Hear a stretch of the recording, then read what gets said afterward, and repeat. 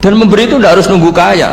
Gambarannya Quran tentang orang baik itu gimana? Alladzina yunfikuna fis sarra wadharra. Bukan fis sarra saja, ketika wadharra juga.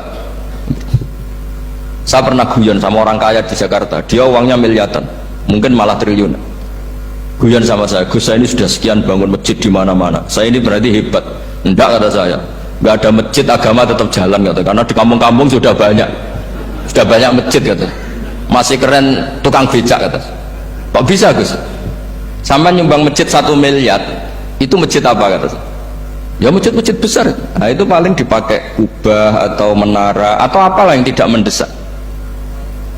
Tapi kalau orang miskin ngutangi orang miskin itu, kalau nggak utang hari itu nggak makan.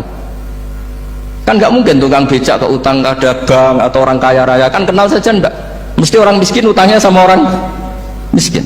Saya kalau orang kaya utang Habibidin mesti mau beli Innova karena level orang elit, jadi utangnya itu beli Innova, aksesoris Innova seri terbaru. Tapi kalau orang miskin sama orang miskin utangnya itu beras untuk nyawa ya. Artinya apa? Kalau saya diutangi Habibidin untuk beli Innova itu ganjarannya itu sekunder. Tapi kalau sesama orang miskin itu ganjarannya primer. Keren mana? Hutang-hutangannya orang miskin sama orang kaya. Satu menyelamatkan nyawa, satu menyelamatkan citra. Dia baru sadar, ternyata orang miskin lebih hebat ketimbang saya, lebih hebat, tapi tidak usah ditiru, kata saya. Cuma dia menjadi tidak sombong sekian miliar yang disumbangkan ke masjid, karena dia menjadi tahu ternyata itu tidak bangga. Nah kecuali masjid-masjid yang kamu nyumbang memang masjid perintis di daerah-daerah yang belum ada masjid. Kalau masjid-masjid besar itu kan kadang kebutuhannya sudah selera, bukan pokok. Nah saya ini cerita ya, jadi supaya orang tahu lah. Zaman Nabi itu orang sudah selesai semua dengan dirinya sendiri.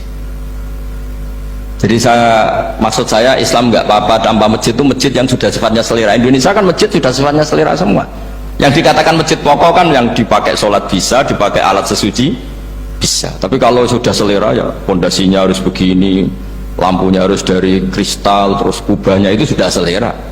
Nah rata-rata sumbangan yang miliatan itu kan sudah ke selera. Sementara orang miskin utang-utangan sama orang miskin untuk menyelamatkan apa coba? Nyawa. Artinya para orang miskin jangan kecil hati, wah saya sudah kok hanya 2 kilo, tapi 2 kilo nyawa.